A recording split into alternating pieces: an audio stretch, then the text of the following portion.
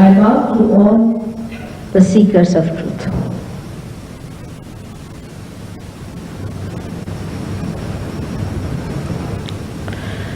Thus now, Albert has very clearly described to you the mechanism that is within us, which works out our self-realization.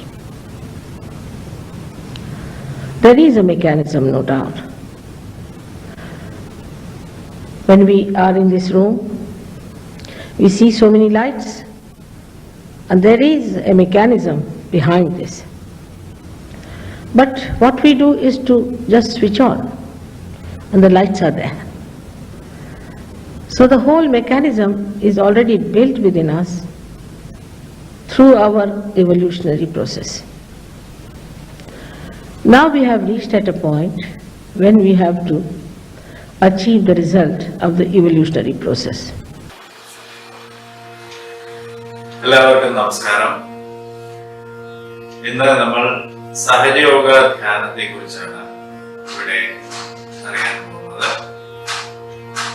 Yoga എന്ന് പറയുമ്പോൾ ഭാരതത്തിന്റെ ഒരു മഹത്തായ സംഭാവനയാണ് ലോകത്തിന് വേണ്ടിയിട്ട്. യോഗ എന്ന് കേൾക്കുമ്പോൾ തന്നെ നമ്മൾ ആദ്യം നമ്മുടെ മനസ്സിൽ വരുന്നത് യോഗാസനങ്ങളും പ്രാണായാമവും ഒക്കെയാണ്. അപ്പോൾ സഹജ യോഗയില് എന്താണ് മറ്റുള്ള യോഗകളുമായിട്ടുള്ള വ്യത്യാസം, അതും എങ്ങനെയാണ് ഈ യോഗ ചെയ്യുന്നത്, ഇതിന്റെ ഗുണങ്ങൾ എന്തൊക്കെയാണ് എന്നൊക്കെ നമ്മൾ ഈ സെഷനില് ഇവിടെ നമ്മൾ വിശദീകരിക്കുകയാണ്. സഹജയോഗയിലേക്ക് കൂടുതൽ പോകുന്നതിന് മുന്നേ ഈ യോഗ എന്താണ് അല്ലെങ്കിൽ ധ്യാനം എന്താണ്, ഈ രണ്ട് വാക്കുകളുടെ അർത്ഥം അറിഞ്ഞിരിക്കേണ്ടത് ആവശ്യമാണ്. യോഗ എന്നുള്ള വാക്ക് വന്നിരിക്കുന്നത് സംസ്കൃതത്തിലെ യുജ് എന്ന പദത്തിൽ നിന്നാണ്. യുജ് എന്നാൽ കൂടിച്ചേരൽ എന്നാണ്. ഇവിടെ നമ്മുടെ ആന്തരികമായ ഒരു എനർജിയും ഈ പ്രപഞ്ചം നിറഞ്ഞു നിൽക്കുന്ന മഹത്തായ ഒരു എനർജിയുമായുള്ള കൂടിച്ചേരലാണ് യോഗ. ധ്യാനം എന്നാലോ, ധ്യാനം എന്ന് വെച്ച് കഴിഞ്ഞാല് ചിന്തകളില്ലാത്ത അവസ്ഥ. നമുക്ക് സാധാരണയായിട്ട് ചിന്തകളില്ലാതെ ഇരിക്കുക എന്ന് പറഞ്ഞു കഴിഞ്ഞാൽ അസാധ്യമാണ്. ഭൂതകാലത്തിലെയും ഭാവി കാലത്തിലെയും ചിന്തകൾ നമ്മുടെ മനസ്സിനെ ഇങ്ങനെ അലട്ടിക്കൊണ്ടിരിക്കും. ഒരു വേവ് പോലെ ഒന്നിനു പുറകെ ഒന്നായി ചിന്തകൾ ഇങ്ങനെ വന്നുകൊണ്ടിരിക്കും. അപ്പൊ എങ്ങനെയാണ് ആ ചിന്തകളെ നിർത്താൻ സാധിക്കുന്നത്, അല്ലെങ്കിൽ ധ്യാനത്തിലേക്ക് എങ്ങനെ പോകാൻ സാധിക്കും? അത് സഹജയോഗയിൽ വളരെ എളുപ്പത്തിൽ സാധിക്കുന്ന ഒരു കാര്യമാണ്. ഞാൻ ആദ്യം പറഞ്ഞതുപോലെ യോഗ എന്ന് പറയുമ്പോൾ അഷ്ടാംഗ യോഗത്തിലെ യമനിയമങ്ങളും പ്രാണായാമം, ആസനങ്ങൾ, പ്രത്യാഹാരം, അങ്ങനെ ധ്യാനം, ധാരണ, സമാധി, അങ്ങനെ 8 ഭാഗങ്ങളായിട്ടാണ് യോഗയിൽ പറയുന്നത്. സഹജയോഗ ധ്യാനത്തില് നമ്മള് ഈ ആദ്യത്തെ ഇതൊന്നും ഇല്ലാതെ തന്നെ, ആദ്യത്തെ ഭാഗങ്ങളൊന്നും ഇല്ലാതെ തന്നെ ധ്യാനത്തിലേക്ക് ആണ് എത്തുന്നത്. ഇതെല്ലാം തന്നെ അതിനുള്ള ഒരു തയ്യാറെടുപ്പുകൾ മാത്രമാണ്. ഈ ആസനങ്ങളും പ്രാണായാമവും നമ്മുടെ ശരീരത്തെ ഒരു പാകപ്പെടുത്തി എടുക്കുന്നതിന് വേണ്ടിയിട്ടുള്ള തയ്യാറെടുപ്പുകളാണ്. അപ്പൊ സഹജയോഗയിൽ നമ്മൾ ഉപയോഗിക്കുന്നത് നമ്മുടെ ഉള്ളിലുള്ള ഒരു സൂക്ഷ്മ ശരീരത്തെ, സൂക്ഷ്മ ശരീരം അല്ലെങ്കിൽ സട്ടിൽ സിസ്റ്റം എന്ന് പറയും. അതിൽ പ്രധാനമായിട്ട് 3 നാഡികളും 7 ചക്രങ്ങൾ അഥവാ എനർജി സെന്റേഴ്സ് ആണ്. അപ്പോൾ ഈ സൂക്ഷ്മ ശരീരം ഉപയോഗിച്ചാണ് നമ്മൾ ഈ ധ്യാനത്തിലേക്ക് പോകുന്നത്. 1970 ഡോക്ടർ നിർമ്മല ശ്രീവാസ്തവ, അല്ലെങ്കിൽ ശ്രീമാതാജി നിർമ്മലാദേവി എന്ന് നമ്മൾ വിളിക്കുന്ന ശ്രീമാതാജിയാണ് സഹജയോഗ ഈ ലോകത്തിന് വേണ്ടിയിട്ട് പറഞ്ഞു കൊടുത്തത്. വളരെ ശാസ്ത്രീയവും വളരെ എളുപ്പത്തിൽ ചെയ്യാവുന്നതുമായ ഈ ധ്യാന രീതി ഒരു 150ഓളം രാജ്യങ്ങളിൽ ഇപ്പോൾ പ്രാക്ടീസ് ചെയ്യുന്നുണ്ട്. എല്ലായിടത്തും വളരെ സൗജന്യമായിട്ടാണ് ഈ യോഗ പരിശീലിക്കുന്നത്. ഇതിന്റെ ആരോഗ്യപരമായിട്ടുള്ള ഗുണങ്ങളും എല്ലാം നമുക്ക് ഇതിന്റെ അവസാന ഭാഗത്തിൽ കൂടുതൽ വിശദമായിട്ട് അറിയാം. പ്രധാനമായും സഹയോഗ ധ്യാനത്തിലൂടെ 4 രീതിയിലുള്ള ഗുണങ്ങളാണ് ഉണ്ടാവുന്നത്: ശാരീരികം, മാനസികം, വൈകാരികം, ആത്മീയം. ഇങ്ങനെ 4 രീതികളിൽ നമ്മളെ ഒരു സന്തുലനാവസ്ഥയിലേക്ക് കൊണ്ടുവരുന്നതിന് ഈ യോഗ വളരെ ഉപയോഗം ചെയ്യും. കാരണം ആരോഗ്യം എന്ന് പറയുന്നത് കേവലം അസുഖമില്ലാത്ത ഒരു അവസ്ഥയല്ല. മോഡേൺ മെഡിസിൻ പറയുന്നത് അസുഖമില്ലാത്ത അവസ്ഥയാണ് ആരോഗ്യം എന്ന് പറയുന്നത്. പക്ഷെ പൂർണ്ണമായ ഒരു ആരോഗ്യസ്ഥിതി എന്ന് പറയുന്നത് ഈ 4 കാര്യങ്ങളും കൂടെ വേണം. അതിന്റെ ശാരീരികവും മാനസികവും വൈകാരികവും ആത്മീയവുമായിട്ടുള്ള ഒരു സന്തുലനാവസ്ഥയോട് മാത്രമേ നമുക്ക് ഒരു ആരോഗ്യവാനായ വ്യക്തി എന്ന് നമുക്ക് പറയാൻ സാധിക്കും. അപ്പൊ നമ്മുടെ സൂക്ഷ്മ ശരീരത്തെ കുറിച്ച് കുറച്ചുകൂടെ ഒന്ന് വിശദമായിട്ട് പറയാം. ഞാൻ ആദ്യം പറഞ്ഞതുപോലെ പ്രധാനമായിട്ട് 3 നാഡികളും 7 എനർജി സെന്റേഴ്സ് അല്ലെങ്കിൽ ചക്രാസ് ആണ് ഇതിലുള്ളത്. നമുക്കിനി ഈ മനുഷ്യ ശരീരത്തിലെ സൂക്ഷ്മ ശരീരത്തെ കുറിച്ച് കുറച്ചുകൂടെ വിശദമായിട്ട് നോക്കാം. സൂക്ഷ്മ ശരീരത്തിൽ പ്രധാനമായിട്ട് 3 നാഡികളും 7 ചക്രാസ് അല്ലെങ്കിൽ എനർജി സെന്റേഴ്സ് ആണ്. ഇത് നമ്മുടെ കേന്ദ്ര നാഡീ വ്യവസ്ഥയിൽ ഉള്ള കാര്യമാണ്. അപ്പൊ ഈ നാഡികൾ എന്ന് പറയുന്നത് 3 നാഡികൾ: ഇടനാഡി, പിംഗള നാഡി, സുഷുമ്നാ നാഡി. ഇത് 3 sympathetic nervous system, parasympathetic nervous system. അത് സെൻട്രൽ നെർവസ് സിസ്റ്റത്തിൽ വരുന്ന ഒരു ഭാഗമാണ്. അതോടൊപ്പം 7 ചക്രാസ് എന്ന് പറഞ്ഞത് നമ്മുടെ എല്ലാ അവയവങ്ങളും ഈ ചക്രങ്ങളുമായിട്ട് ബന്ധപ്പെട്ടിരിക്കുന്നു. അവയുടെ പ്രവർത്തനങ്ങളെ നിയന്ത്രിക്കുന്നതും എനർജി കൊടുക്കുന്നതും ഈ ചക്രാസ്. അതോടൊപ്പം നമ്മുടെ നട്ടെല്ലിന്റെ ഏറ്റവും അടിവശത്ത് ത്രികോണാകൃതിയിലുള്ള ഒരു അസ്ഥിയുണ്ട്. സേക്രം ബോൺ എന്നാണ് അത് അറിയപ്പെടുന്നത്. അതിനകത്താണ് നമ്മുടെ ഉള്ളിലുള്ള ആന്തരികമായ ആ ശക്തി, എനർജി, കുണ്ടലിനി ശക്തി എന്ന് വിളിക്കുന്നു. ഈ ശക്തി അല്ലെങ്കിൽ ഈ എനർജി നമ്മുടെ ഉള്ളിൽ വരുന്നത് നമ്മൾ അമ്മയുടെ വയറിലായിരിക്കുമ്പോൾ, ഗർഭാവസ്ഥയിലായിരിക്കുമ്പോഴാണ്, 2-3 മാസം പ്രായമാകുമ്പോഴാണ് ഈ എനർജി കുഞ്ഞിന്റെ ഉള്ളിലേക്ക് വരുന്നത്. അതിനുശേഷം നമ്മുടെ ഈ സൂക്ഷ്മ ശരീരത്തിന്റെ രൂപം എല്ലാം ആയതിനു ശേഷം, കുട്ടി ജനിച്ചു കഴിഞ്ഞതിന് ശേഷം ഈ എനർജി നട്ടെല്ലിന്റെ അടിവശത്തുള്ള ആ ത്രികോണാകൃതിയിലുള്ള അസ്ഥിയിൽ വന്ന് ഉറങ്ങിയിരിക്കുന്ന അവസ്ഥയിലാണ്. നമ്മൾ ഈ സഹയോഗ ധ്യാനത്തിന്റെ ആദ്യത്തെ സ്റ്റെപ്പായ ആത്മസാക്ഷാത്കാരം അല്ലെങ്കിൽ സെൽഫ് റിയലൈസേഷൻ എന്ന് പറയുന്ന ക്രിയ ചെയ്യുമ്പോഴാണ് ഈ എനർജി വീണ്ടും ഉണർന്ന് നമ്മുടെ 7ാമത്തെ ചക്രമായ എനർജി സെന്ററായ നമ്മുടെ ഫോണ്ടനൽ ബോൺ ഏരിയ അല്ലെങ്കിൽ ലിംബിക് ഏരിയയിൽ കൂടെ പുറത്തു വന്ന ഈ പ്രപഞ്ച ശക്തിയുമായിട്ട് കണക്ഷൻ ഉണ്ടാക്കുന്നു, അല്ലെങ്കിൽ യോഗ പ്രാപിക്കുന്നു. അപ്പോ ഇത് എങ്ങനെയാണ് എന്ന് ആണ് നമ്മൾ നോക്കാൻ പോകുന്നത് ഈ സഹയോഗ ധ്യാനത്തിലൂടെ. നമ്മുടെ ഈ ആന്തരികമായ എനർജിയെ എങ്ങനെ ഉണർത്താമെന്നും ഈ ചക്രങ്ങളിലൂടെ ആ എനർജി കടന്ന് പുറത്തെ ആ ശക്തിയുമായിട്ട് കൂടിച്ചേരുമ്പോഴാണ് ആ യോഗ ഉണ്ടാകുന്നത്. അതിന്റെ ഫലമായിട്ടാണ് നമുക്ക് ഓട്ടോമാറ്റിക്കലി നമുക്ക് യാതൊരു ക്രിയയും ചെയ്യാതെ ആ ഒരു ധ്യാനാവസ്ഥയിലേക്ക് നമുക്ക് എത്തിച്ചേരാൻ സാധിക്കും. ഇതിനെ യാതൊരു തരത്തിലുള്ള മെന്റൽ എഫേർട്ടോ യാതൊരു പ്രത്യേകിച്ചുള്ള തയ്യാറെടുപ്പുകളോ ഒന്നും തന്നെ വേണ്ട. നമ്മുടെ ഈ ശക്തിയുടെ ഉണർവും അതിലൂടെ യോഗ പ്രാപിക്കുന്നതിലൂടെ നമ്മൾ ഈ ധ്യാനാവസ്ഥയിലേക്ക് എത്തിച്ചേരുകയാണ്. അപ്പൊ അത് എങ്ങനെയാണ് എന്ന് നമുക്ക് ഇനി നോക്കാം. അതിന് പ്രധാനമായിട്ട് വേണ്ടത് നമ്മുടെ ഉള്ളിലുള്ള ഈ ശക്തിയെ നമുക്ക് അറിയണം എന്നുള്ള ഒരു ആഗ്രഹം, ശുദ്ധമായിട്ടുള്ള ആഗ്രഹം. അതാണ് അതിനോടൊപ്പം ഈ ഒരു അവസ്ഥയിൽ നമ്മൾ എല്ലാവരോടും അങ്ങ് ക്ഷമിക്കണം.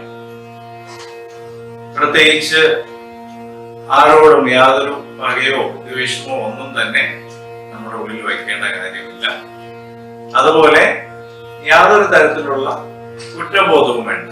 കാരണം നമ്മുടെ ഭൂതകാലത്തിലെ പല കാര്യങ്ങളും നമ്മുടെ മനസ്സിൽ കിടക്കാറുണ്ട്. സ്വയം കുറ്റപ്പെടുത്താറുണ്ട്, മറ്റുള്ളവരെ കുറ്റപ്പെടുത്താറുണ്ട്. ഇതെല്ലാം തന്നെ നമ്മുടെ ചക്രങ്ങളെ പലതരത്തിലും ബാധിക്കാനുള്ള ചാൻസ് ഉണ്ട്.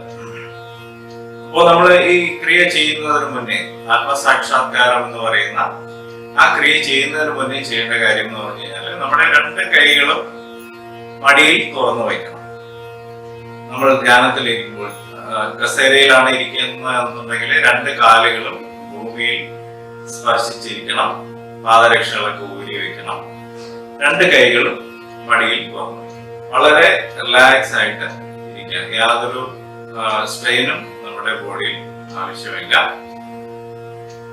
അത് കഴിഞ്ഞിട്ട് നമ്മുടെ ഇടത് കൈ എന്ന് പറയുന്നത് നമ്മുടെ ഇടനാഡി അല്ലെങ്കിൽ ലെഫ്റ്റ് സിമ്പത്തറ്റിക് നെർവസ് സിസ്റ്റമാണ് കാണിക്കുന്നത്. അത് നമ്മുടെ ഭൂതകാലത്തെയും നമ്മുടെ വൈകാരികമായിട്ടുള്ള കാര്യങ്ങളെ കൺട്രോൾ ചെയ്യുന്ന നാഡിയാണ്.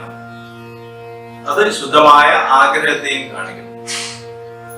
വലത് ചാനൽ എന്ന് പറയുന്നത് നമ്മുടെ റൈറ്റ് സിമ്പത്തറ്റിക് നെർവസ് സിസ്റ്റമാണ്. ഇത് നമ്മുടെ ക്രിയാശക്തി അല്ലെങ്കിൽ നമ്മൾ ചെയ്യുന്ന ഫിസിക്കൽ മെന്റൽ ആയിട്ടുള്ള എല്ലാ ആക്ഷൻസും നമ്മുടെ ശാരീരികവും മാനസികവുമായിട്ടുള്ള എല്ലാ ക്രിയകളെയും റെപ്രസെന്റ് ചെയ്യുന്നു. അതുപോലെ ഭാവി കാലത്തെയും പ്രതിനിധീകരിക്കുന്നു. അപ്പൊ നമ്മള് ചെയ്യേണ്ടത് ഇടത് കൈ മടിയിൽ തന്നെ തുറന്നു വെച്ചിട്ട് വലത് കൈ നമ്മുടെ ഈ പറഞ്ഞ 7 ചക്രങ്ങളുടെ പല സ്ഥലങ്ങളിലായിട്ട് വയ്ക്കണം. ആദ്യമായിട്ട് നമ്മുടെ ഇടത് അടിവയറിന്റെ ഭാഗത്തായിട്ട് ആദ്യത്തെ ചക്രം എന്ന് പറയുന്നത് നമ്മുടെ വയറിന്റെ ഇടത് ഭാഗത്തായിട്ട് വരും. ഇവിടെ നമ്മുടെ വലത് കൈ വരും. രണ്ടാമത് നമ്മുടെ ഹൃദയത്തിന് മുകളിലായിട്ട് വയ്ക്കാം. മൂന്നാമത് വലത് കൈ കഴുത്തിന്റെ ഇടത് ഭാഗത്തായിട്ട് വയ്ക്കാം. നാലാമതായിട്ട് നമ്മുടെ നെറ്റിയില് വലത് കൈ ചേർത്ത് വയ്ക്കുക. അവസാനമായി വലത് കൈ നല്ലവണ്ണം സ്ട്രെച്ച് ചെയ്ത നമ്മുടെ ഉച്ചി ഭാഗത്ത് അല്ലെങ്കിൽ ലിംബിക് ഏരിയ എന്ന് പറയുന്ന ഭാഗത്ത് നല്ലവണ്ണം ഒന്ന് അമർത്തി 7 പ്രാവശ്യം അവിടുത്തെ തൊലി അനങ്ങത്തക്ക രീതിയിൽ വലത്തോട്ട് കറങ്ങുക. ഇത്രയാണ് നമ്മൾ ചെയ്യേണ്ടത്. അതിനുശേഷം നമ്മളൊരു വീഡിയോ കാണിക്കുന്നുണ്ട്. ആ വീഡിയോ അതനുസരിച്ചിട്ട് നമുക്ക് ചെയ്താൽ മാത്രം മതിയാവും. You should be pleasantly placed towards yourself. Pleasantly placed towards yourself. And second one is that you have to forgive everyone. As I told you yesterday, whether you forgive or don't forgive, you don't do anything. Actually, if you don't forgive, then you play into wrong hands. So just neglect it completely. Don't worry about it. And in general, you should say, I forgive everyone. Just say, in general, I forgive everyone. That's all.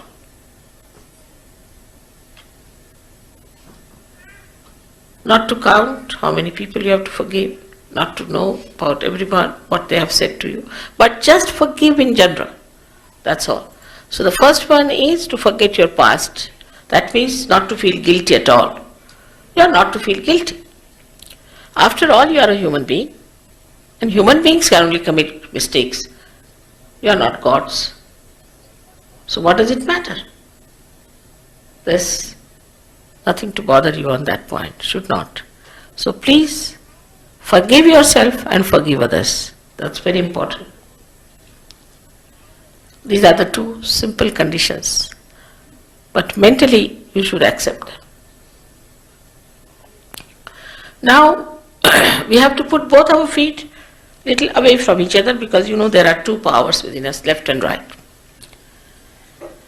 And we use our left hand symbolically to suggest that we want our self-realization, and this is the power of desire, not of pure desire, but desire. And we use our right hand, which is the power of action, to nourish our centers. On the left hand side, we will be nourishing our left hand centers only. Now, please put your left hand towards me. And right hand on your heart. Now close your eyes. Please don't open them till I tell you.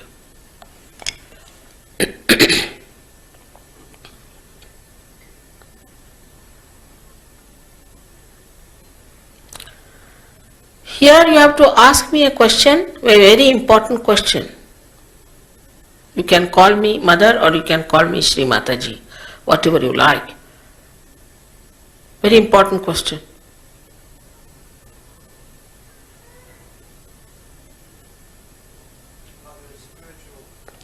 Ask a question 3 times in your heart, not loudly please.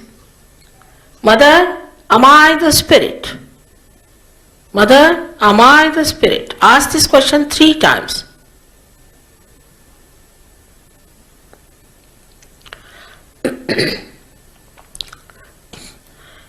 If you are the spirit, you are your own guide. You are your own master. So now please bring down your hand, right hand, in the upper portion of your abdomen on the left hand side, press it hard. And here ask another question 3 times. Mother, am I my own master? Ask this question 3 times. Mother, am I my own master?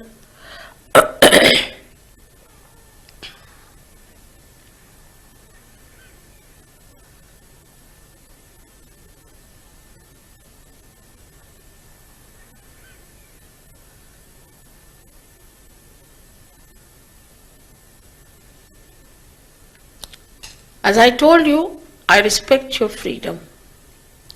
And you have a free will. I cannot force pure knowledge on you. It cannot be. You have to ask for it. So now take your right hand in the lower portion of your abdomen on the left hand side and ask me,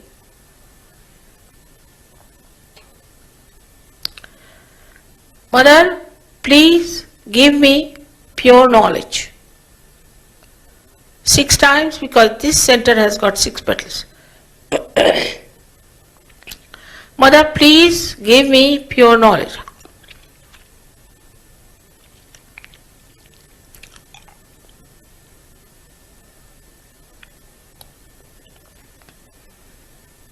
As soon as you ask this question, the Kundalini starts moving upward.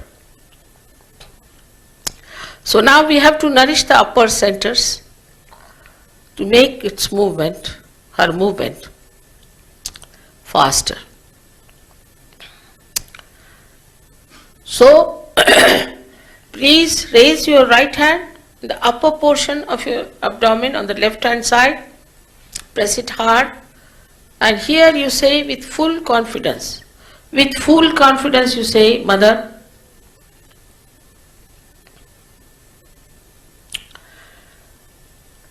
I am my own master. Please say it 10 times. Mother, I am my own master.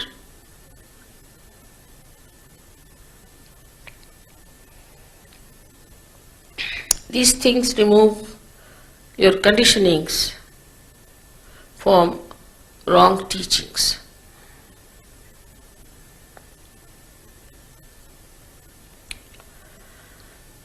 Now you raise your hand to the most important question. That is, you are not your body, you are not your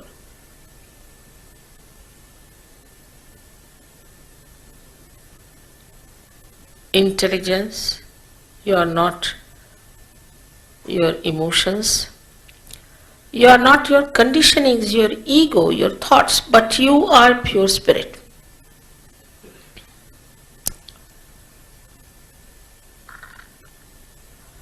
So raise your right hand on to your heart and say with full confidence 12 times. Full confidence, please. Mother, I am the spirit. Just say that. Mother, I am the spirit. Please say 12 times.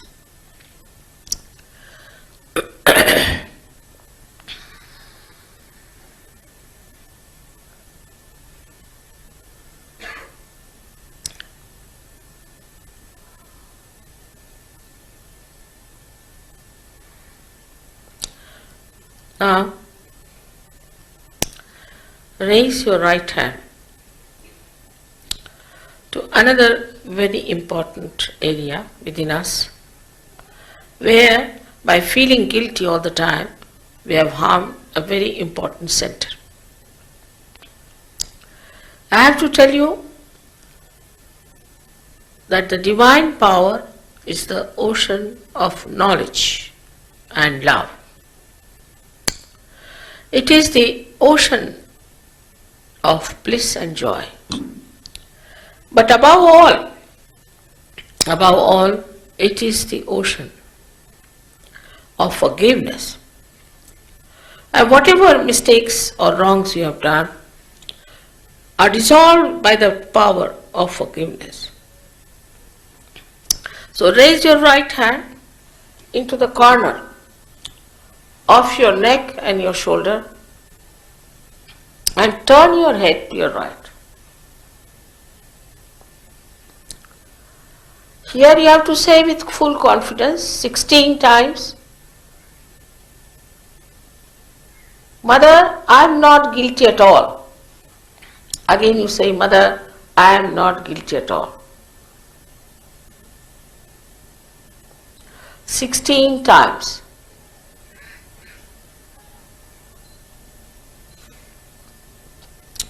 I have already told you, whether you forgive others or not, you are not doing anything, it is a myth. But if you don't forgive others, then you fall into the wrong hands and torture yourself for nothing. So now, please raise your right hand onto your forehead across, press it hard on both the sides and put down your head as far as possible, resting on your hand, and press it on both the sides. This is the center where you have to forgive. Forgive others, forgive others.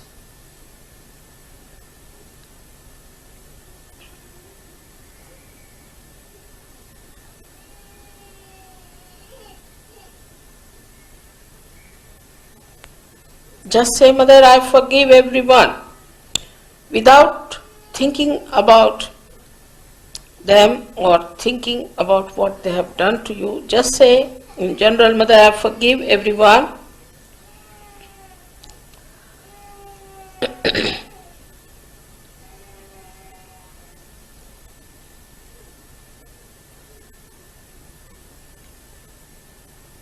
Now,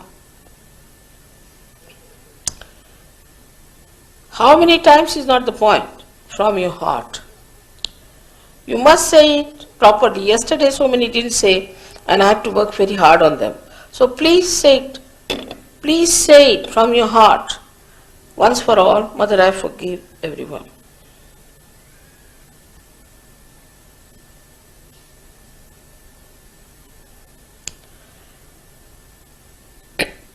Now, take back your hand on the back side of your head, on the optic lobe, and now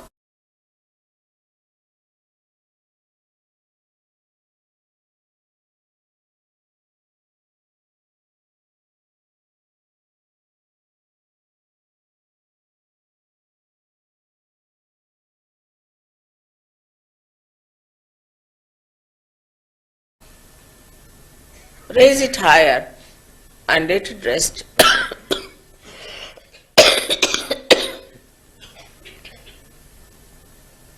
on your hand.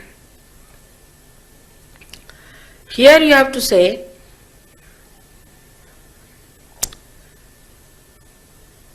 for your own satisfaction, not feeling guilty, not counting your mistakes. O divine power, if I have done any mistakes, please forgive me. Say it from your heart.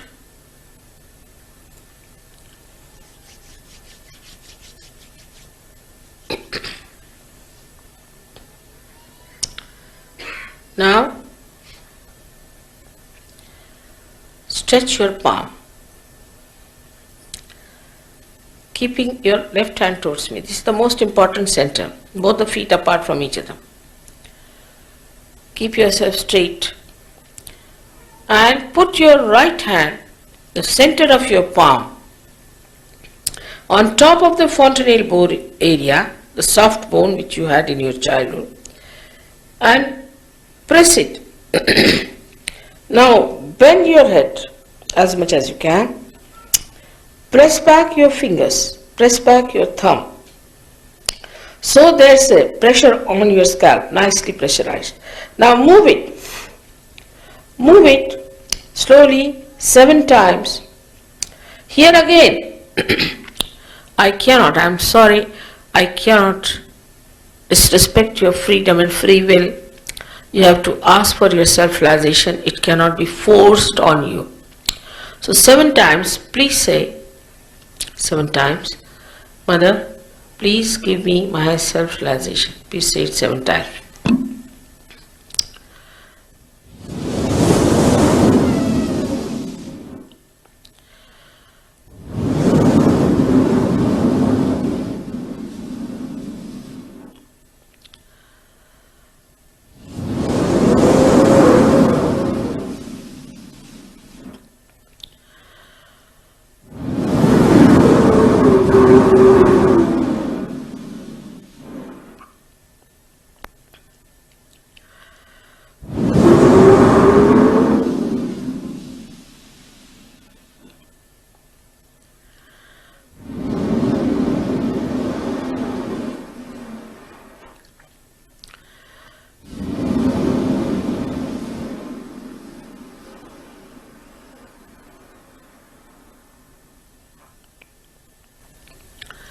Now, please take down your both the hands and open your eyes slowly, very slowly.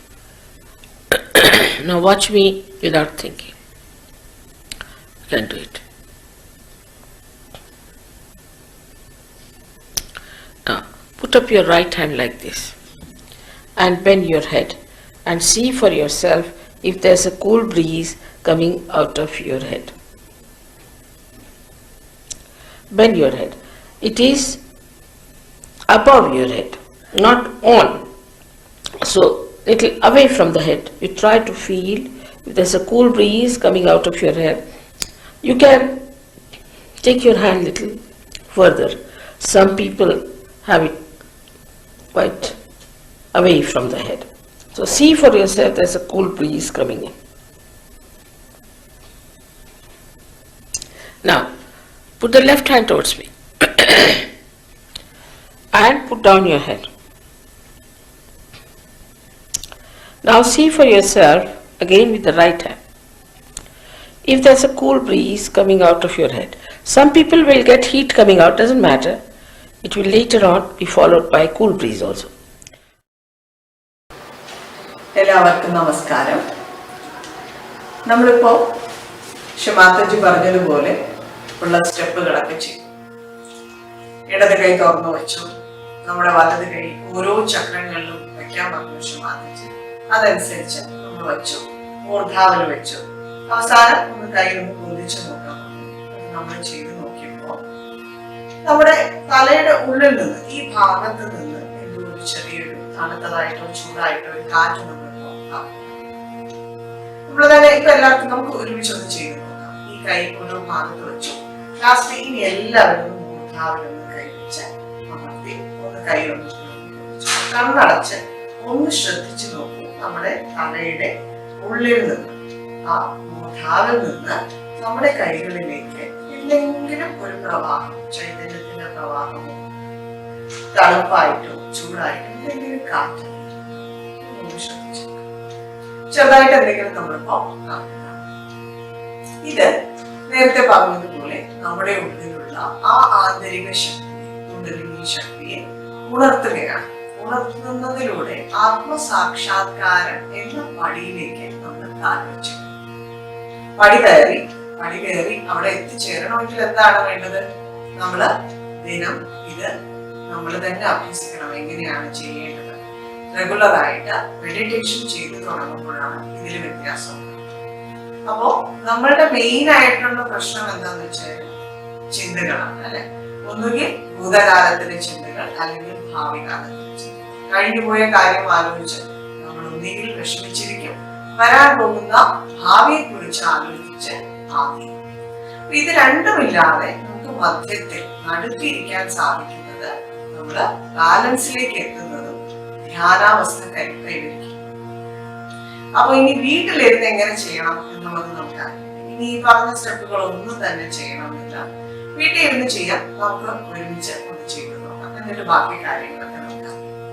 ആദ്യം രണ്ട് കൈകളും നേരത്തെ നമുക്ക് ഒരുമിച്ച് തന്നെ ചെയ്തു നോക്കാം. എന്നിട്ട് എന്താണ് ഇപ്പൊ ചെയ്തപ്പോൾ ഉണ്ടായ വ്യത്യാസം നോക്കാം. രണ്ട് കൈകളും ഒന്ന് തുറന്നു. അത് കഴിഞ്ഞ് ആദ്യത്തെ സ്റ്റെപ്പ്, ഇടത് കൈ മടിയിൽ തുറന്നു വയ്ക്കാം, വലത് കൈ ഭൂമിയിൽ കമഴ്ത്തി വയ്ക്കാം. ഇടത് കൈ മടിയിലും വലത് കൈ ഭൂമിയിലും. രണ്ടാമത്തെ സ്റ്റെപ്പ്, വലത് കൈ മടിയിലും ഇടത് കൈ ആകാശം. നമുക്ക് നേരെ മുഖം വെച്ചിട്ട്. മൂന്നാമത്, രണ്ട് കൈകളും മടിയിൽ തുറന്നു വയ്ക്കുന്നു.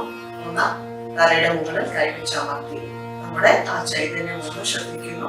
പിന്നെ നമുക്ക് നോക്കാം എന്താണ് സംഭവിക്കുന്നത്. എല്ലാവരും റെഡിയാണല്ലോ? കസേരയിലാണ് ഇരിക്കുന്നതെന്നുണ്ടെങ്കിൽ വളരെ കംഫർട്ടബിൾ ആയിട്ട് എന്താണോ സൗകര്യം അതുപോലെ ഇരിക്കാം. കാലുകൾ വേദനിച്ച് തറയിലിരുന്ന് തന്നെ ഇത് ചെയ്യണം, ഒരു തരത്തിലുള്ള നിബന്ധനകളില്ല. ഇടത് കൈ മടിയിൽ തുറന്നു വയ്ക്കാം, വലത് കൈ ഭൂമി തുറന്നു. കണ്ണുകൾ സാവധാനം അടച്ച് നമുക്ക് ഇത് പറഞ്ഞു തന്നത് ശ്രീ മാതാജി നിർമ്മലാദേവി. പക്ഷെ മാതാജിയുടെ കൃപയോടുകൂടെയാണ് നമ്മുടെ ഇടത് ഭാഗം ശുദ്ധീകരിക്കുന്നത്. നമുക്ക് ഹൃദയത്തിൽ നിന്ന് ഒരു അപേക്ഷ, എന്റെ ഇടത് ഭാഗത്തെ ശുദ്ധീകരിച്ചാൽ. നമ്മുടെ ഇടത് ഉള്ളം കൈ ഒന്ന് ശ്രദ്ധിക്കുക. മാതാജി, എന്റെ ഇടത് ഭാഗത്തെ അങ്ങ് ശുദ്ധീകരിച്ചു.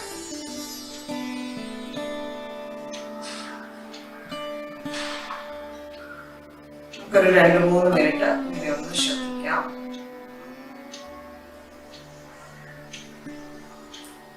ഇടത് ഭാഗത്ത് നമ്മുടെ പഴയ കാലത്തെ, ഭൂതകാലത്തിലെ എല്ലാ വിഷമിപ്പിക്കുന്ന ചിന്തകളെയും ഭൂമി തത്വത്തിലേക്ക് വലിച്ചെടുക്കും.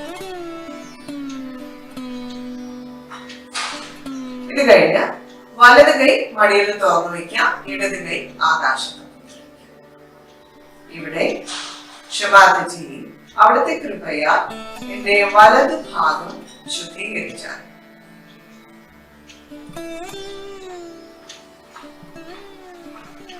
നമ്മുടെ വലത് ഉള്ളം കൈ ഒന്ന് ശ്രദ്ധിക്കുക. അപ്പൊ നമുക്ക് ഭാവിയെ കുറിച്ചുള്ള ടെൻഷനും കാര്യങ്ങളും എല്ലാം ആകാശ തത്വത്തിലേക്ക് വലിച്ചെടുക്കുക. ആ ചിന്ത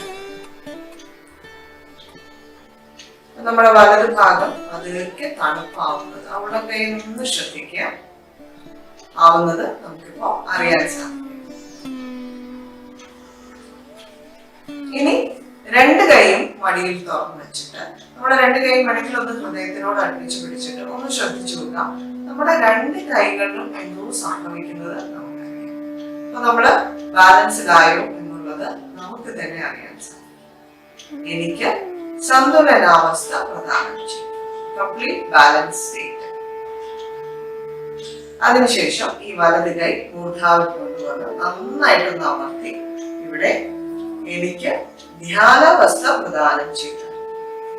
ഇത് നമ്മൾ ചോദിക്കുന്നതിലൂടെ നമ്മുടെ ഉള്ളിലുള്ള ആ ആന്തരിക ശക്തി ഓരോ ചക്രങ്ങളും ഭേദിച്ച് സൂക്ഷ്മ ശരീരത്തിലൂടെ മൂർധാവിലെത്തുകയും നമ്മുടെ കൈ കുറച്ച് പൊന്തിച്ച് നമ്മൾ ഒരു 2-3 ഇഞ്ച് പൊക്കത്തിൽ പിടിക്കുമ്പോൾ തന്നെ അത് പുറത്തു വരികയും നമുക്ക് ആ ചൈതന്യത്തിന്റെ അനുഭവപ്പെടുകയും ചെയ്യുന്നു. ഇനി 2 കൈകളും മടിയിൽ തുറന്നു വെച്ചാൽ ആ മൂർധാവിൽ തന്നെ ശ്രദ്ധിച്ച് കുറച്ചു നേരം കൊണ്ടിരുന്ന് നോക്കണം. നമുക്ക് ചിന്തകളില്ലാത്ത അവസ്ഥ, ധ്യാനാവസ്ഥ അനുഭവിച്ചറിയാം. പൂർണ്ണ നിശബ്ദത. ഇതൊരു കുറച്ചു നേരം ചിന്തകളില്ലാത്ത അവസ്ഥ നമ്മളൊന്ന് ആസ്വദിക്കണം. ഇനി സാവധാനം ഒന്ന് കണ്ടു തുടങ്ങുക. നമുക്ക് തന്നെ ഇത് അനുഭവിച്ചറിയാൻ സാധിച്ചു. എന്താണ് ഉണ്ടായത്? നമ്മള് ഭൂതകാലത്തിലുമല്ല, ഭാവി കാലത്തിലുമല്ല, വർത്തമാന കാലത്ത് നമ്മളെ തന്നെ ആസ്വദിച്ച് നമ്മുടെ ഉള്ളിലുള്ള ആ ആനന്ദം ആസ്വദിച്ച് നമുക്ക് ഇരിക്കാൻ സാധിച്ചു. ഇതിലൂടെ ഉണ്ടാവുന്നത്, നമ്മളിതിപ്പോ രാവിലെ ഒരു 15 മിനിറ്റ് എണീറ്റ് ഉടനെ തന്നെ തറയിലിരുന്നിട്ടോ കസേരയിലിരുന്നിട്ടോ ഒന്ന് ചെയ്യുക. രാത്രി കിടക്കുന്നതിന് മുന്നേ ഒരു 15 മിനിറ്റ് ഈ ഇടത് ഭാഗം ശുദ്ധീകരിക്കുക, വലത് ഭാഗം ശുദ്ധീകരിക്കുക, മധ്യത്തിലിരിക്കുക, ഇവിടെ ശ്രദ്ധ കൊടുക്കുക. ഇത് എന്തുകൊണ്ടാണ് ഒരു അനായാസമായിട്ട് നമുക്കിത് ചെയ്യാൻ സാധിച്ചെന്ന് വെച്ചാൽ, നമ്മളിവിടെ ഒന്നും ചെയ്യുന്നില്ല. നമ്മുടെ ഉള്ളിലുള്ള ആ ശക്തി ഉണർന്നതോടുകൂടി എല്ലാം നമ്മുടെ ഒരു അപേക്ഷയോട്, നമ്മുടെ ഒരു ആഗ്രഹത്വം നമ്മൾ സമർപ്പിച്ചു. അതിലൂടെ എല്ലാം നടക്കുകയാണ്. ഇത് എല്ലാ ദിവസവും രാവിലെയും വൈകിട്ടും ഒന്ന് പ്രാക്ടീസ് ചെയ്യും. ഇനി നമുക്ക് സൂക്ഷ്മ ശരീരത്തിനെ കുറിച്ച് കൂടുതലായിട്ട് മനസ്സിലാക്കാം. സൂക്ഷ്മ ശരീരം എന്ന് പറയുമ്പോൾ തന്നെ വളരെ സൂക്ഷ്മമാണ്, കണ്ണുകൾ കൊണ്ട് കാണാൻ സാധിക്കില്ല. നമ്മളിപ്പോ അനുഭവിച്ചാണ് അറിയുന്നത് അല്ലെ? നമ്മുടെ ഉള്ളിലുള്ള ശക്തിയെ പോലും നമ്മൾ അനുഭവിച്ചറിയുന്നത്. കാറ്റിനെ എങ്ങനെയാണോ ഫീൽ ചെയ്യുന്നത് അതുപോലെ. അപ്പൊ നമ്മുടെ ഉള്ളിലുള്ള ഈ ചക്രങ്ങൾ എന്ന് പറയുന്നത് കുട്ടിയായിരിക്കുമ്പോൾ തന്നെ നമ്മുടെ ഉള്ളിൽ അത് സംഭവിക്കുകയും അതിനെ കുറിച്ചൊക്കെ അറിഞ്ഞു. 3 നാഡികൾ, ഇടത്, വലത്, മധ്യനാഡി. ഈ മധ്യനാഡിയിലാണ് 7 ചക്രങ്ങൾ. ഈ 7 ചക്രങ്ങൾ എന്ന് പറയുന്നത് അതിനെ മെഡിക്കൽ ടേംസിൽ പ്ലെക്സസ് എന്ന് പറയും. ഈ ആദ്യത്തെ ചക്രം എന്ന് പറയുന്നത് മൂലാധാര ചക്രം, രണ്ടാമത്തത് സ്വാധിഷ്ഠാനം, അതിന് മുകളിലായി നാഭി ചക്രം, അതിന് ചുറ്റുമായി ഗുരുതത്വം, നമ്മളെ തന്നെ നമ്മുടെ ഗുരുവാക്കി തീർക്കുന്ന ഭാവസാഗരം, അതിന് മുകളില് അനാഹത ചക്രം, ഇവിടെ വിശുദ്ധി, ആഗ്യം, സഹസ്രാരം. ഈ 7 ചക്രങ്ങളാണ്. ഈ ഓരോ ചക്രങ്ങളും ഈ നമ്മൾ ആന്തരിക ശക്തി ഉണർന്ന് ഈ ധ്യാനം സംഭവിച്ചു. നമ്മളെല്ലാവരും കേൾക്കാറുണ്ട്, നമ്മുടെ ചിന്തകൾ കുറയും, നമുക്ക് ടെൻഷൻ കുറയും, സ്ട്രെസ് മാറും, നമുക്ക് ആരോഗ്യം മെച്ചപ്പെടും ധ്യാനത്തിൽ. അതെങ്ങനെയാണ് സംഭവിക്കുന്നത്? ഈ ഓരോ ചക്രങ്ങളും നമ്മുടെ ശരീരത്തിലെ പല അവയവങ്ങളുമായി ബന്ധപ്പെട്ടിരിക്കും. അതുപോലെ തന്നെ നമ്മളിലെ പല ഗുണങ്ങളും മെന്റൽ ബാലൻസും ഇത് കൺട്രോൾ ചെയ്യും. മൂലാധാര ചക്രം എന്ന് പറയുന്നത് ഈ സുഷുമ്നാ നാഡിയുടെ ഏറ്റവും താഴെ ഇരിക്കുന്ന ചക്രമാണ്. അത് നമ്മുടെ പ്രത്യുൽപാദന അവയവങ്ങളുമായിട്ടും വിസർജന അവയവങ്ങളുമായിട്ടും. അപ്പോ ആ അവയവങ്ങൾക്ക് എന്തെങ്കിലും ഒരു ക്ഷീണമുണ്ട് എന്ന് വെച്ചാൽ ആ മൂലാധാര ചക്രത്തിലെ ഒരു ക്ഷീണം കൊണ്ടാണ് അത് സംഭവിക്കുന്നത്. അത് നമ്മൾ ഈ റെഗുലറായി മെഡിറ്റേഷൻ ചെയ്യാൻ തുടങ്ങുമ്പോൾ ഓട്ടോമാറ്റിക്കലി നമ്മളുടെ ഈ ഒരു ക്രിയയിലൂടെ തന്നെ, ഈ ഒരു ധ്യാനത്തിലൂടെ തന്നെ, കുറച്ച് ചക്രങ്ങളുടെ ശുദ്ധീകരണത്തിലൂടെ തന്നെ നമുക്ക് മാറ്റങ്ങളുണ്ടാകും. അതുപോലെ തന്നെയാണ് ഓരോ ചക്രം. സ്വാധിഷ്ഠാന ചക്രം, പ്ലീഹ, നമ്മുടെ ലിവറാണ് ഏറ്റവും കൂടുതൽ നമ്മുടെ ചിന്തകൾ, നമ്മുടെ പ്ലാനിങ് എല്ലാം കൺട്രോൾ ചെയ്യുന്നത്. ബ്രെയിന് ഗ്രേ സെൽസ് കൊടുക്കുന്നത് ലിവറാണ്. അപ്പൊ ലിവറില് നമുക്ക് കണ്ടിട്ടില്ലേ, പലർക്കും ഡയബറ്റീസിന്റെ ഇഷ്യൂസ് ഉണ്ടാകും, അല്ലെങ്കിൽ ലിവറിന്റെ ഫംഗ്ഷന് പ്രോബ്ലം ഉണ്ടാകും. കൂടുതൽ പ്ലാനിങ്, കൂടുതൽ എന്താണ് ഭാവിയിൽ ഞാൻ ഇങ്ങനെ ചെയ്യണം, അങ്ങനെ ചെയ്യണം, കൂടുതൽ ചിന്തിക്കുന്നവർക്ക് ഈ പ്രശ്നം.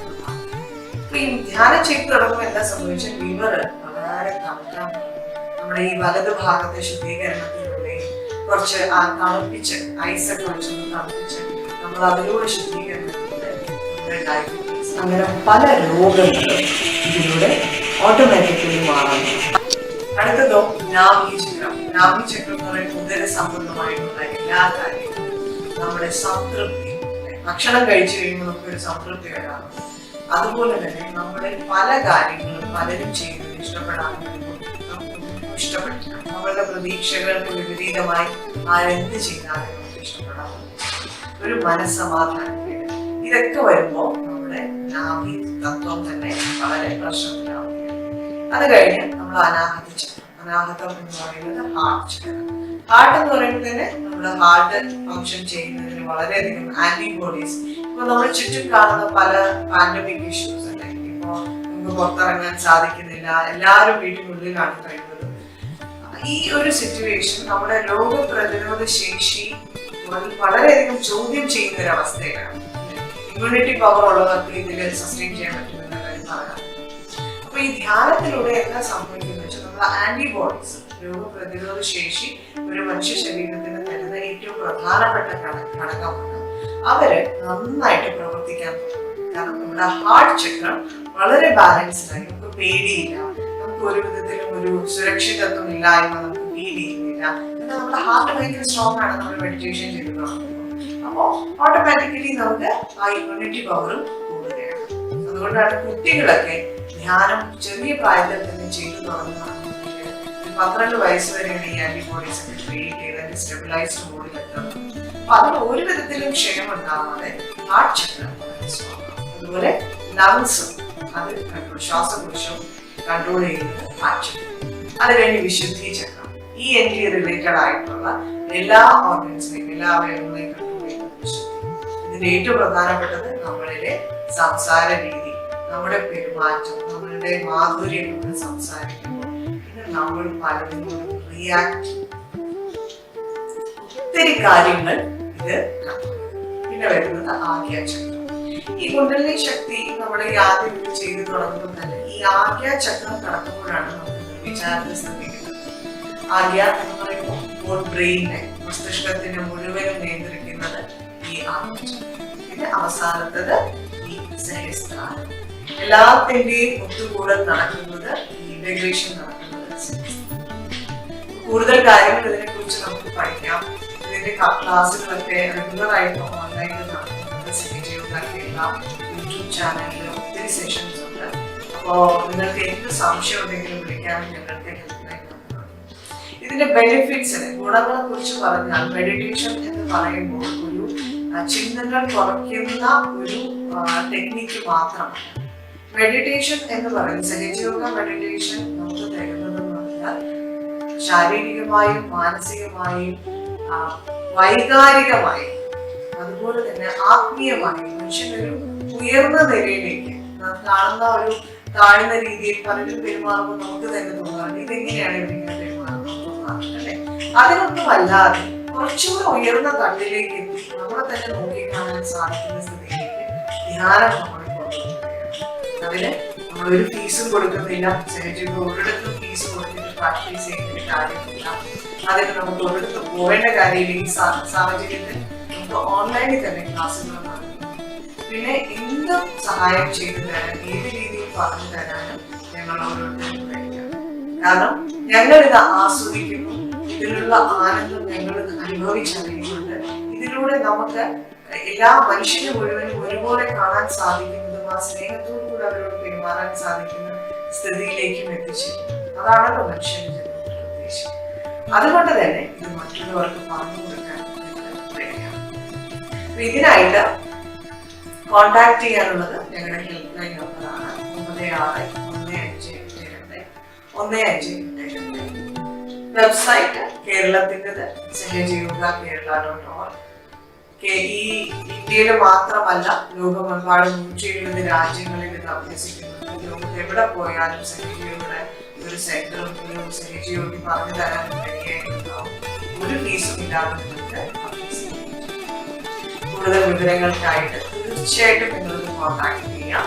ഇതിലൂടെ ദിവസവും റെഗുലർ മെഡിറ്റേഷനിലൂടെ എനിക്ക് വളരെ ഉറപ്പാണ്, കാരണം നിങ്ങളുടെ ഓരോരുത്തരുടെ അനുഭവത്തിലൂടെ ഇത് പറയുകയാണ്, തീർച്ചയായും മാറ്റങ്ങൾ ഉണ്ടാവും. നല്ലൊരു സന്തുലനമായ ഒരു ജീവിതം എല്ലാത്തിനെയും മുന്നോട്ട് നേരിട്ട് കൊണ്ട് തന്നെ നമുക്ക് പോകാൻ സാധിക്കും. അപ്പോൾ എല്ലാവരും ഇത് ആസ്വദിച്ചു എന്ന് വിശ്വസിക്കുന്നു. ഇനിയുമുള്ള സെഷൻസിന് വേണ്ടി തീർച്ചയായിട്ടും നിങ്ങൾ കോൺടാക്ട് ചെയ്യുക. എല്ലാവർക്കും നല്ലൊരു ദിവസം ആശംസിക്കുന്നു. നന്ദി, നമസ്കാരം.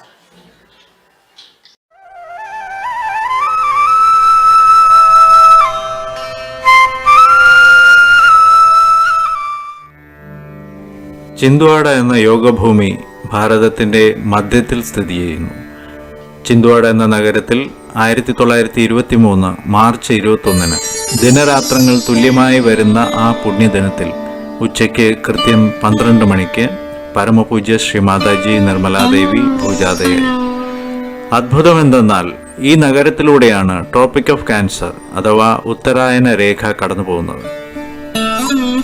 ഈ ഉത്തരായന രേഖ ലോകത്തിലെ അപൂർവം ചില രാജ്യങ്ങളിലൂടെ മാത്രമേ കടന്നു പോകുന്നുള്ളൂ. ഈ രേഖ കടന്നു പോകുന്ന മറ്റൊരു പുണ്യനഗരം സൗദി അറേബ്യയിലെ മെക്കയാണ്. ശ്രീ മാതാജിയുടെ പിതാവ് ശ്രീ പ്രസാദ് റാവു സാൽവെ ഭാരതത്തിലെ പ്രസിദ്ധമായ ശാലിവാഹന രാജകുടുംബത്തിലെ അംഗമായിരുന്നു. ശ്രീ മാതാജിയുടെ മാതാവ് കൊർണേലിയ ജാദവ് ഉന്നത വിദ്യാഭ്യാസ യോഗ്യതയുള്ള ഒരു ജ്ഞാനിയായിരുന്നു. അവർ ഛത്രപതി ശിവാജി മഹാരാജാവിൻ്റെ അമ്മ ശ്രീ ജീജ മാതാവിൻ്റെ ജാദവ വംശജയായിരുന്നു. ഇന്ത്യൻ സ്വാതന്ത്ര്യ സമരകാലത്ത് ശ്രീ മാതാജി മഹാത്മജിയോട് ചേർന്ന് മാതാപിതാക്കളോടൊപ്പം സ്വാതന്ത്ര്യ സമരത്തിൽ വലിയ പങ്ക് വഹിച്ചിരുന്നു. കുട്ടിക്കാലത്ത് വിദ്യാലയ അവധിക്കാലത്ത് ശ്രീ മാതാജി മഹാത്മജിയുടെ ആശ്രമത്തിലായിരുന്നു സമയം ചെലവിട്ടിരുന്നത്. ആശ്രമത്തിലെ എല്ലാ കാര്യങ്ങളിലും വളരെ നിഷ്ഠയോടെ ശ്രീ മാതാജി പങ്കെടുത്തിരുന്നു. ശ്രീ മാതാജിയുടെ കാര്യശേഷി മഹാത്മജിയിൽ അത്ഭുതമുളവാക്കിയിരുന്നു. അതിനുശേഷം 1947 ശ്രീ ചന്ദ്രിക പ്രസാദ് ശ്രീവാസ്തവയുമായി ശ്രീ മാതാജിയുടെ വിവാഹം നടന്നു. സർ CP ശ്രീവാസ്തവയുടെ ഔദ്യോഗിക ജീവിതം IAS ഓഫീസർ പദവിയിലായിരുന്നു തുടങ്ങിയത്. 1961 sir CP shipping corporation of ഇന്ത്യയുടെ മാനേജിംഗ് ഡയറക്ടറായി. താൽക്കാലികമായ പ്രധാനമന്ത്രിയായിരുന്ന ശ്രീ ലാൽ ബഹാദൂർ ശാസ്ത്രി ഈ സമയത്താണ് സർ CPയുടെ വ്യക്തിത്വത്തിൽ മതിപ്പുളവാക്കിയതിനാൽ അദ്ദേഹത്തെ പ്രധാനമന്ത്രിയുടെ പേഴ്സണൽ സെക്രട്ടറിയായി നിയമിച്ചു. പിന്നീട് ഇന്റർനാഷണൽ മെറിടൈം യൂണിവേഴ്സിറ്റിയുടെ സ്ഥാപക ചാൻസലറായി അദ്ദേഹം സേവനം അനുഷ്ഠിച്ചിട്ടുണ്ട്. 1972 രാജ്യം സർ CPയെ പത്മഭൂഷൺ നൽകി ആദരിച്ചു. അതുപോലെ 2007 പത്മവിഭൂഷൺ പുരസ്കാരവും ഭാരത സർക്കാർ അദ്ദേഹത്തിന് നൽകി. ഔദ്യോഗിക ജീവിതത്തിലെ നിസ്തുല സേവനവും കർമ്മനിരതയും നിശ്ചയദാർഢ്യവും മുൻനിർത്തി അദ്ദേഹത്തിന് ശ്രീ ലാൽ ബഹാദൂർ ശാസ്ത്രി പുരസ്കാരവും ലഭിച്ചു. ശ്രീമാതാജിയുടെ വിദ്യാഭ്യാസം, മാതാപിതാക്കളോടുള്ള കർത്തവ്യം, രാഷ്ട്രത്തോടുള്ള ഉത്തരവാദിത്വം, കുടുംബജീവിതത്തിലെ ഉത്തരവാദിത്വങ്ങൾ എന്നിവ നിറവേറ്റിക്കൊണ്ട് തന്നെ തൻ്റെ ചെറുപ്പകാലം മുതൽ തൻ്റെ ഉള്ളിലുള്ള ദൈവിക ശക്തിയെക്കുറിച്ച് ബോധവതിയായിരുന്നു. 1970 മെയ് 5 പുലർച്ചെ ആശ്ചര്യകരമായ ഒരു പ്രതിഭാസം നടന്നു. ഗുജറാത്തിലെ നഗരമായ നാർഗോളിലെ സമുദ്രതീരത്ത് ധ്യാന നിമഗ്നയായിരിക്കുമ്പോൾ തൻ്റെ ഉള്ളിലുള്ള ദൈവിക ശക്തിയുടെ പ്രതിഫലനമായ കുണ്ടലിനി ശക്തിയുടെ ഉയർച്ച ശ്രീ മാതാജി അനുഭവിച്ചറിഞ്ഞു. അപ്പോൾ ശ്രീ മാതാജി തിരിച്ചറിഞ്ഞത് മനുഷ്യരിലെ കുണ്ടലിനി ശക്തിയുടെ ഉണർവോടുകൂടി അവനിൽ ജീവിത സാഫല്യം സാധ്യമാകുമെന്നാണ്. ഈ പുണ്യകർമ്മത്തിനായി ശ്രീ മാതാജി തൻ്റെ ജീവിതം മുഴുവൻ സമർപ്പിച്ചു. അവിടെ നിന്നും ശ്രീ മാതാജി കുണ്ടലിനി ശക്തിയുടെ ഉണർവിൻ്റെ സഹായത്താൽ സഹജയോഗ മനുഷ്യരിൽ സാമൂഹികമായി ആത്മസാക്ഷാത്കാരത്തിൻ്റെ പാത 1975 മെയ് 5 തുറന്നു കൊടുക്കുകയായിരുന്നു. ഇതോടെ മനുഷ്യന്റെ ആധ്യാത്മിക ഉയർച്ചയുടെ സുവർണ കാലഘട്ടം ആരംഭിച്ചു. മുംബൈയിലും ദില്ലിയിലും ഉള്ള ഏതാനും സാധകർക്കോടൊപ്പം ശ്രീ മാതാജി ആരംഭിച്ച സഹജയോഗ ഇന്ന് ഭാരതത്തിൽ മാത്രമല്ല ലോകമെമ്പാടും പടർന്നു പന്തലിച്ചൊരു പ്രസ്ഥാനമായി മാറി. ഭാരതത്തിന് പുറമെ America, England, Russia, Holland, New Zealand, Australia, Iran, Iraq, Turkey, Poland, Italy, China തുടങ്ങിയ 160-ൽ പരം രാജ്യങ്ങളിൽ സഹജയോഗ ഇന്ന് പ്രചാരത്തിലിരിക്കുന്നു. മാനവരാശിയുടെ ആധ്യാത്മിക ഉന്നതിക്ക് പുറമെ ശ്രീ മാതാജി പാർശ്വവൽക്കരിക്കപ്പെട്ട ജനതയുടെ ഉന്നതിക്കായും അശ്രാന്തം പരിശ്രമിച്ചു. അനാഥ ബാലികമാരുടെയും സ്ത്രീകൾക്കുമായി വിശ്വനിർമ്മല പ്രേമാശ്രം എന്ന പേരിൽ ഉള്ള ഒരു സംഘടന രൂപവൽക്കരിച്ചു. ഹിമാചൽ പ്രദേശിലെ ധർമ്മശാലയിൽ ശ്രീ മാതാജി സഹജയോഗ ഇന്റർനാഷണൽ സ്കൂൾ സ്ഥാപിച്ചു. അവിടെ ലോകത്തിൻ്റെ പല ഭാഗത്തു നിന്ന് വന്നിട്ടുള്ള കുട്ടികൾക്ക് ഭാരതീയ സഹജയോഗ സംസ്കാരത്തിൻ്റെ വിദ്യാഭ്യാസം പ്രദാനം ചെയ്തു. ഇവിടെ വസുധൈവ കുടുംബകം എന്ന ആപ്തവാക്യം അന്വർത്ഥമാകുന്നു. മുംബൈയിലെ CBD ബേലാപൂർ എന്ന സ്ഥലത്ത് സഹജയോഗ ഇന്റർനാഷണൽ ഹെൽത്ത് സെന്റർ പ്രവർത്തിച്ചു വരുന്നു. അവിടെ ആത്മചൈതന്യത്തിൻ്റെയും സഹജയോഗ പദ്ധതിയുടെയും സഹായത്താൽ സഹജയോഗികളുടെ അസുഖങ്ങൾ ചികിത്സിച്ചു ഭേദമാക്കുന്നു. അതുപോലെ തന്നെ ഭാരതീയ സംഗീത വിദ്യാ പഠനത്തിനായി വൈതരണയിൽ ശ്രീ PK സാൽവെ കലാപ്രതിഷ്ഠാൻ സ്ഥാപിച്ചു. കേരളത്തിൽ കണ്ണൂർ ജില്ലയിലെ തലശ്ശേരിയിലാണ് 1991 സഹജയോഗയുടെ ആദ്യത്തെ സെന്റർ തുടങ്ങിയത്. ഇന്ന് കേരളത്തിലെ എല്ലാ ജില്ലകളിലും ആയിരക്കണക്കിന് സഹജയോഗികൾ ഇത് പരിശീലിക്കുന്നു. എല്ലാ ജില്ലകളിലുമായി 100-ൽ പരം സെന്ററുകൾ പ്രവർത്തിക്കുന്നു. ചെറിയ കുട്ടികൾ മുതൽ വയസ്സായ ആൾക്കാർ വരെ ഒരുമിച്ച് സാമൂഹികമായ ധ്യാനമാണ് ആസ്വദിക്കുന്നത്. സമൂഹത്തിൻ്റെ വിവിധ മേഖലകളിലുള്ള ആൾക്കാർക്കായി വൈവിധ്യമാർന്ന പരിപാടികൾ സംഘടിപ്പിക്കാറുണ്ട്. സ്കൂളുകളിലും കോളേജുകളിലും സർക്കാർ സ്ഥാപനങ്ങളിലും പൊതുമേഖലാ സ്ഥാപനങ്ങളിലും സ്വകാര്യ സ്ഥാപനങ്ങളിലും സഹജയോഗിയുടെ പരിപാടികൾ സൗജന്യമായി സംഘടിപ്പിച്ച് ബോധവൽക്കരണവും നടത്താറുണ്ട്. ശ്രീമാതാജിയുടെ ഈ നിസ്തുല മാനവ സേവനത്തെ മുൻനിർത്തി നമ്മുടെ ഭാരതത്തിൽ നിന്നും മറ്റു വിദേശ രാജ്യങ്ങളിൽ നിന്നും ധാരാളം പുരസ്കാരങ്ങൾ ശ്രീമാതാജിയെ തേടിയെത്തി. ഒക്ടോബർ 12 ശ്രീമാതാജി നിർമ്മലാദേവി ദിനമായി ഫിലാഡൽഫിയ ആചരിക്കുന്നു.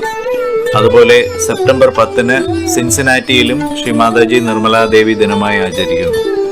1995 ബീജിംഗിൽ നടന്ന അന്തർദേശീയ സ്ത്രീ ശാക്തീകരണ സമ്മേളനത്തിൽ മുഖ്യ അതിഥിയായി ശ്രീമാതാജി അഭിസംബോധന ചെയ്തു. റഷ്യൻ സർക്കാർ സഹജയോഗയെ വൈജ്ഞാനിക മാർഗമായി അംഗീകരിച്ചു.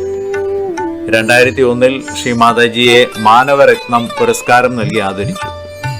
2008 ശ്രീമാതാജിക്ക് പൂനെ നഗരസഭ സർട്ടിഫിക്കറ്റ് ഓഫ് ഡിസ്റ്റിങ്ഷൻ നൽകി ആദരിച്ചു.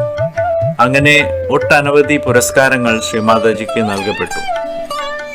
നമ്മളെ സംബന്ധിച്ചിടത്തോളം സഹജയോഗയെ അറിയാനും നിമിഷ നേരം കൊണ്ട് ആത്മസാക്ഷാത്കാരം നേടാനും ഇതൊരു മഹത്തരമായ അവസരമാണ്. പരമപൂജ്യ ശ്രീമാതാജി നിർമ്മലാദേവിയുടെ അനുഗ്രഹത്താൽ ഇട, പിംഗള, സുഷുമ്ന നാഡികൾ പൂർണ്ണ സന്തുലിതാവസ്ഥ കൈവരിക്കുകയും അതുവഴി സാധകന്റെ കുണ്ടലിനി ശക്തി ഉണരുകയും ചെയ്യുന്നു. ഈ ശക്തി നട്ടെല്ലിലുള്ള സുഷുമ്ന നാഡിയിലൂടെ മൂർധാവിൽ ബ്രഹ്മാരന്ധ്രത്തെ ഭേദിച്ച് പ്രപഞ്ചം മുഴുവൻ നിറഞ്ഞു നിൽക്കുന്ന പരമചൈതന്യത്തിൽ യോഗ പ്രാപിക്കുന്നു.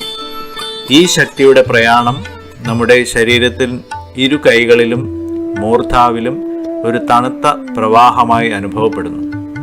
ഇത് മാത്രമല്ല, ഒരു സഹജയോഗ സാധകന് ഇത് മറ്റുള്ളവർക്ക് പകർന്നു കൊടുക്കാനും സാധിക്കുന്നു. ഈ ശക്തി ഉണരുന്നതോടെ നമ്മുടെ ഉള്ളിൽ പൂർണ്ണ സന്തുലിതാവസ്ഥ സംജാതമാവുകയും അതുവഴി പൂർണ്ണ ആരോഗ്യം കൈവരിക്കാനും സാധിക്കും.